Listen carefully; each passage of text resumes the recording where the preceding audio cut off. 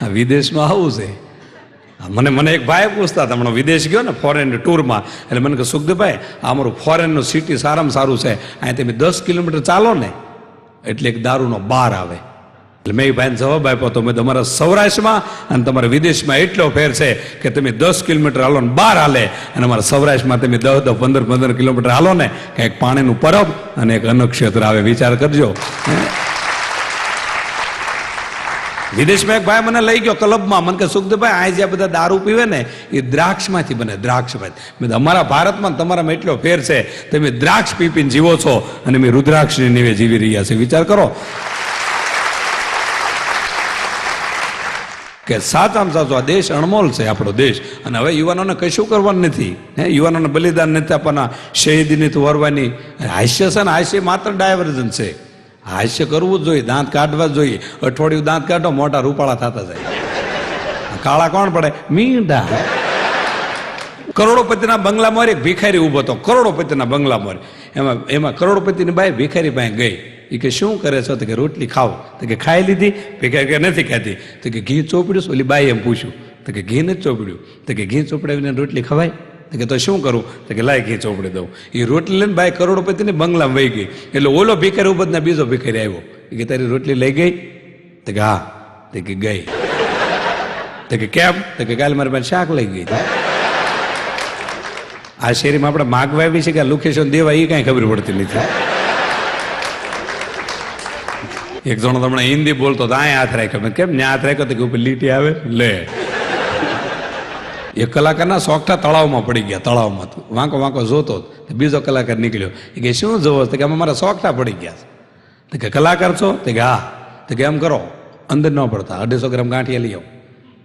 એ ગાંઠિયા તળાવ ઉપર નાખ્યા, સોગઠા ડગ ડગ ડગ ડગ બહાર આવ્યા હો. કારણ કે અમે ગાંઠિયાને એવાયા, ગાંઠિયા સિવાય મળે હું. એક જણો કે જવાહરલાલ નહેરુ અમારી હોટલમાં ખાતા. મેં જવાહરલાલ નહેરુ બહારનું ખાતા જ નહોતા. તો કે મારી હોટલ પર જમ્યા પછી નેમ લીધું એને. હમણાં એક જણાને ઘરના કહેતો કાલે 9 વાગે મારે દવા પીને મરી જાઉં. પેટમાં 2 જીવડા તો સાંભળી ગયા. એક જીવડા બીજા જીવડાને કીધું, આ લુખેશ કાલે 9 વાગે દવા પીને મરી જવાનો છે, તારે આવો તો આવ, હું સવારની ફ્લાઇટમાં જાઉં. છોકરાને સંસ્કાર દેવામાં બહુ ધ્યાન રાખવું. અને અહીંયા તો બહુ સરસ ડેવલપ થયું છે. તમારે તો વ્યવસ્થિત આ જુઓ. અને અમારે ગામડામાં જતો એટલા પાછળ છે, રોડ ઉપર બોમ્બ ફૂલાવે છે એ નથી ખબર. હમણાં મેં ગરડા બોમ્બ કર્યા, 2-3 આમ થયા કે આ સારું કર્યું, ગામનું પાણી ગામમાં આપણું ઓલ પાળ્યું. મેં પાળ્યું નહીં, બોમ્બ છે આ. એક ચોખાનો દાણો તમે તપેલામાં દબો એટલે આખા તપેલાને ખબર પડી જાય કે આમાં કેટલા ચોખા બફાણા. એક મામાને જોવો કે આખા મોહાળની ખબર પડી જાય કે આના મોહાળીએ કહેવાય છે. એક કાકાને જોવો કે આખા કુટુંબની ખબર પડી જાય. એમ એક ગામનો ચોરો જોવો એટલે આખા ગામની ખબર પડી જાય. કારણ કે રીધી સીધી બધી ત્યાં જ બેઠી હોય.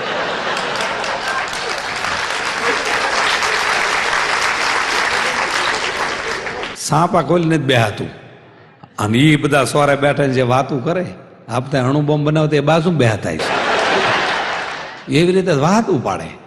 એક બાબા કે અણુબોમ્બમાં શું આવે? બીજા કે કાંઈ હોય ને, અણુબોમ્બમાં લોખંડના કપસા હોય.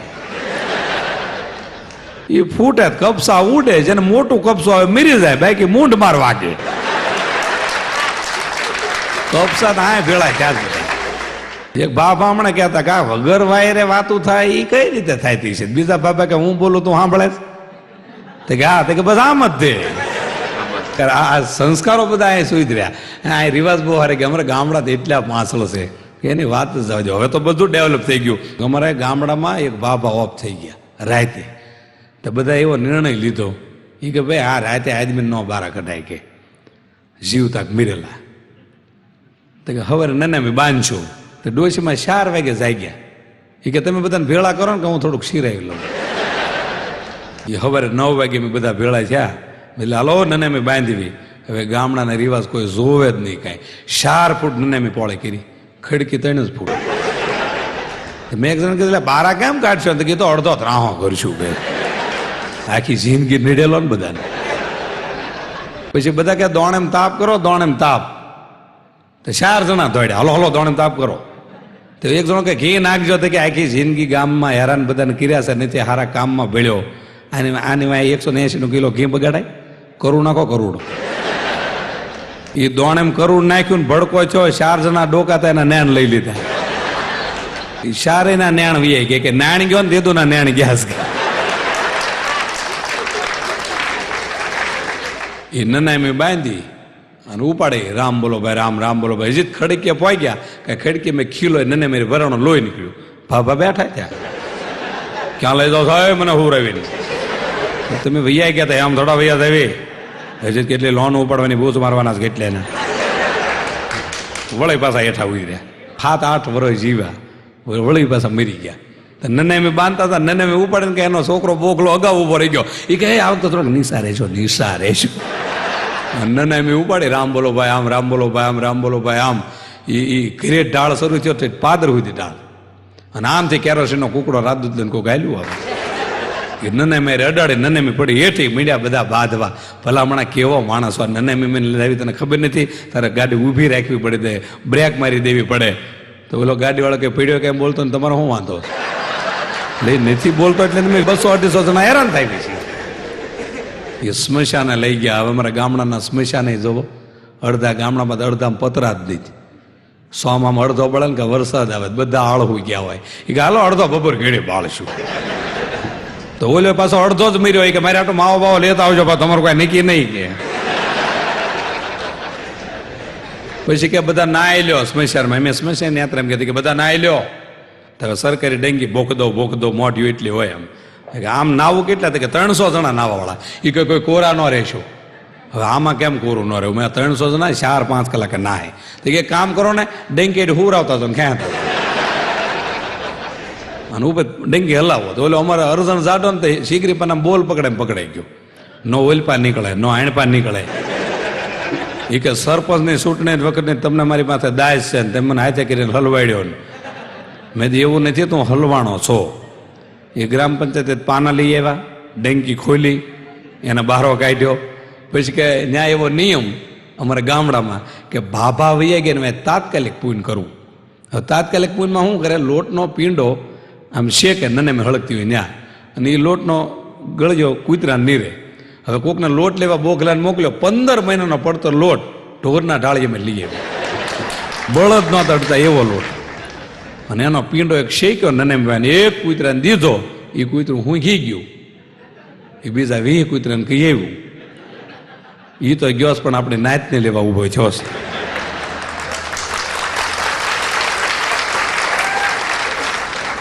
એટલે અડતા ગયા તમારા બાપના આમસે પણ કૂતરા ફરતા સકડીએ એટલે અડતું એક આવે.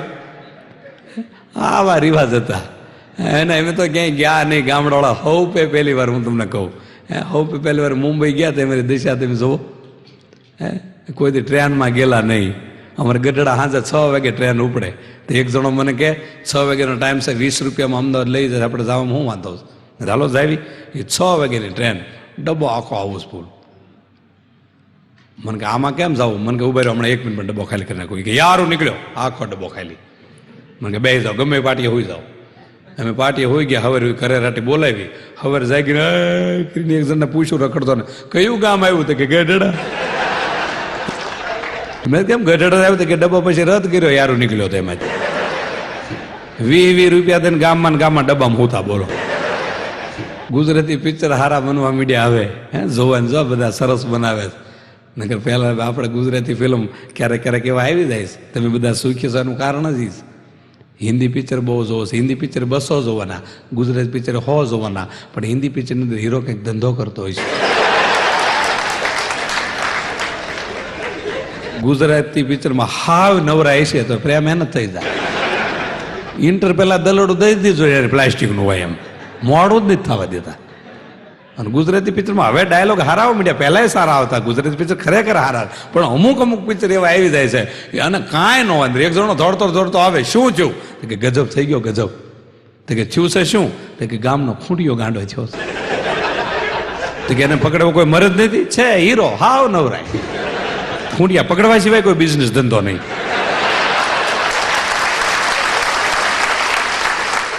અડધી કલાક ખૂંટિયા અરે મથે અને રાજા રાજે થાય છે વાહ મને તો આપણા ગામમાં કોઈ મરદ નથી. પણ નીકળ્યો માગ શું જોઈશ. આ પાછો હામો ડાયલોગ ફેંકે પછી ફરી ન જતા હો. તો કે ન ફરું, શું જોઈશ? તો કે સોનનો હાથ આપી દો. રાજા કે સોનનો પ્લાસ્ટિકનો સાથ આપી દે, ખૂંટીઓ છૂટો મૂકી દો એટલે લુખે જ રહ્યા જ નહીં. હા, ફરવા ગયા હોય શહેરવાળા તો એવી વાતો કરે. આમ બે માણસ, હું ને તમારા બેન ઉભરાટ ગયા, તેને ગભરાટ વધી ગયો. પછી ઉઠી ગયા, હાલે લઈને તૂટી ગયા. પછી દમણ જઈને મેં 100 ગ્રામ ખમણ લીધા. મેં અત્યારે શું કરો છો? બસ એના હપ્તા ભરવી છે. લે, લોન ઉપર ગયા હોય, લોન ઉપર ત્યાં પધાર્યા હોય. એટલે અમે મુંબઈ હોપ પહેલી વાર ગયા તો અમારો પ્રવાસ તમે જુઓ, આ પ્લેનમાં પહેલી વાર બેઠેલો, પ્લેનમાં સકડામાં અમારો બોગલો બેઠેલો નહીં, અને પાદરો પ્લેનમાં. તો આમ પ્લેનના દાદરા ચડતા હતા ને, મને કે પેટ્રોલ બેટ્રોલ હશે ને, ધક્કા નહીં મરાવે ને. મેં આમાં પેટ્રોલ હોય જ ભલામણા. તો એ તો પાછો ગયો પાયલોટ પાસે બીડી લઈને, બીડી પીવીશ કેમ ભાઈ? કે મજામાં હાલ્યા કરે છે ને, આમાં રોદા બોદા આવ્યા હતા કે આમાં ન રોદા હોય. પછી કે બગોદરા એકવાર રાખજો ને, આ બગોદરા ન રહે કીધું, આ ઉપર હાલવાનું છે. અને અમારી કઠણાઈ તો જોવો, પહેલી વાર પ્લેનમાં બેઠા, અંદર એર હોસ્ટેસ આવી, એ બધી ગઢ્યું. મને કે બટા હું ખાય છો? મેં માં ગળા ફાહા. આ ઉંમર એમ નથી ધારી, આકાશ મેં ઉતર્યા ભોળી ભવાનની માં.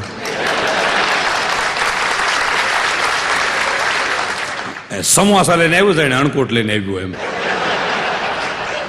પછી તો આપણા અવસ્થા પ્રમાણે માં જ કહેવાય ને, હે માં એક સમોસાનું શું છે? કે બેટા 15 રૂપિયા. કે મારે બોકલો તો બવણી માં હામાં કાઢે કે 7 રૂપિયા વેચવા આપણે.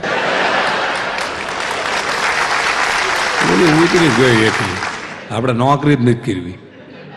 એમ અમારો બોગલો બેઠો તો, બોગલો ને એક સ્વિચ હતી, તો સ્વિચ દબાઈ ગઈ. એક છોકરી એર હોસ્ટેસ એની બાજુમાં આવી કે પ્લીઝ. તો ઓલો બોગલો મને કે હા હું લેવા આવી? મેં દી સ્વિચ જ્યારે તમે દબાવશો, જ્યારે સ્વિચ દબાવશો તો છોકરી તમારી પાસે આવશે. તો કે એમ? તમારો બોગલો સ્વિચ સામે જોઈ રહ્યો, ઓહો આ સ્વિચ વાળા કહેવાય. મને કે જ્યારે સ્વિચ દબાવી તે આવશે, બાકી આવવું જ પડે, એ સ્વિચ જ એની છે. તો બોગલો કે સ્વિચ ઉખાડીને ઘરે લઈ જવી તો કોઈ ન આવે કીધું. એક ભૂરિયો થાક્યો પાક્યો બેઠો, મને કે બિચારો ભૂખ્યો લાગે છે, મેં થેપલું દે ને એકાદું. તો થેપલું દીધું, ભૂરિયો રાજી થઈ ગયો, ઓ ગુડ ઇન્ડિયા. પછી બિચારાને થોડુંક દહીં દે, દહીં. તો ભૂરિયા દહીં કીધું, ઓ વેરી ગુડ ઇન્ડિયા. હવે પહેલી વાર સૌરાષ્ટ્રના થેપલાને દહીં ખાઈને હદે 6 મિસ કોલ. મને કે ધીસ ઇઝ મેં એર ઇન્ડિયા, આ ફ્લાઇટ અમારી છે કીધું. આ મજા છે, એર ઇન્ડિયા કીધું. એમ એક ભોવડી એરપોર્ટ ઉપર ઊભી હતી. તો મને કે આ ભોવડીને બોલાવી તો મેં, પણ આપણને ઇંગ્લિશ નથી આવડતું. તો કે હમણાં હું બોલાવી કે કમિંગ. ઓલી ભોવડી બાજુમાં આવી, મેં તો પાછી મોકલી દે, કે એ નથી આવડતું. મેં તો હવે એ જ્યાં ઉભી હતી ત્યાં તો હું ગયો હતા, ત્યાં રહ્યો કમિંગ એટલે ત્યાં વહી જાય. કમિંગ કીધું આવી કે બાપ બેટા દીકરી આનંદ છે, આનંદ છે. પણ શહેરમાં બધા સુખી છે એનું કારણ તમે સિસ્ટમ, ટાઈમ અને સમય પ્રમાણે હાલો છો. વિચાર કરજો, ટાઈમ, સમય અને તમે સુખી છો એનું કારણ શું? કે કાંઈક ને કાંઈક સત્યની નજીક છો. સત્ય તો સારું છે જ, પણ સત્યની નજીક રહેવાથી કેટલો ફાયદો થાય છે. પણ બાપુજી શંકર પાર્વતીની મોજડીનું જ્યારે આખ્યાન કરતા હતા, 12 કલાક નોન સ્ટોપ સ્ટેજ ઉપર એક ધારા દેશી તળપદી ભાષાના બહુ સારા કલાકાર હતા. અને એક સરસ દ્રષ્ટાંત આપતા કે શહેરવાળા સુખી શા માટે છે? કાં એ સત્યની નજીક છે, અને કાં પૂર્વજો એના સત્યની કંઈક નજીક છે. ખાલી સત્ય તો સારું છે. મને એક ભાઈ મને પૂછતા, મને કે સુખદેવભાઈ સત્ય અને અસત્યમાં અંતર કેટલું? મેં તો 16 કિલોમીટર. મેં કઈ રીતે? મેં તો ગાંધી આશ્રમથી ગાંધીનગર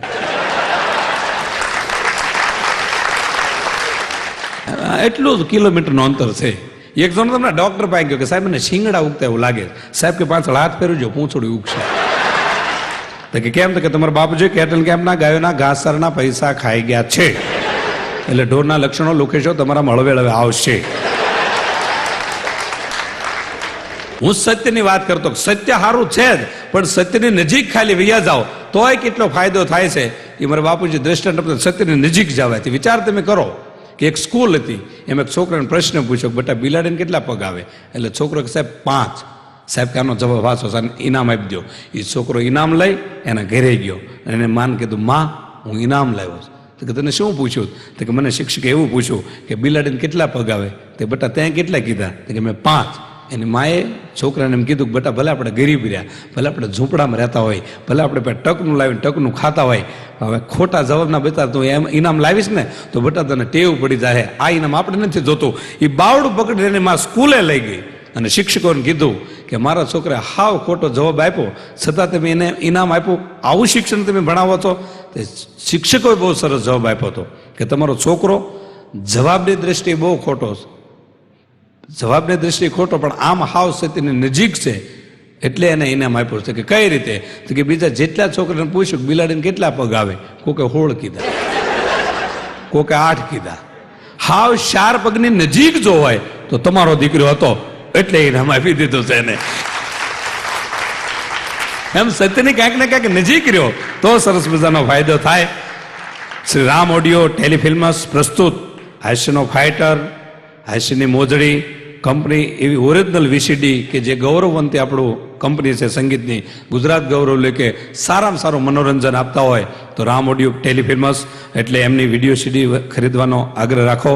અને નકલ સીડી ન લેવી, કારણ કે એમાં અમુક જોક્સ અમારા કપાઈ જતા હોય, લારીઓ મળતી હોય, 2 અનુપ જલોટા વિશે એમને ફ્રી આપે એમાં હોય. હું તમને કહું પણ બહુ રામ ઓડિયોનું કામ સરસ છે. સંજયભાઈ પટેલનું એકવાર જોરદાર તાળીઓથી રામ ઓડિયો ટેલિફિલ્મ્સ અને સંજયભાઈને વધાઈ લેવી.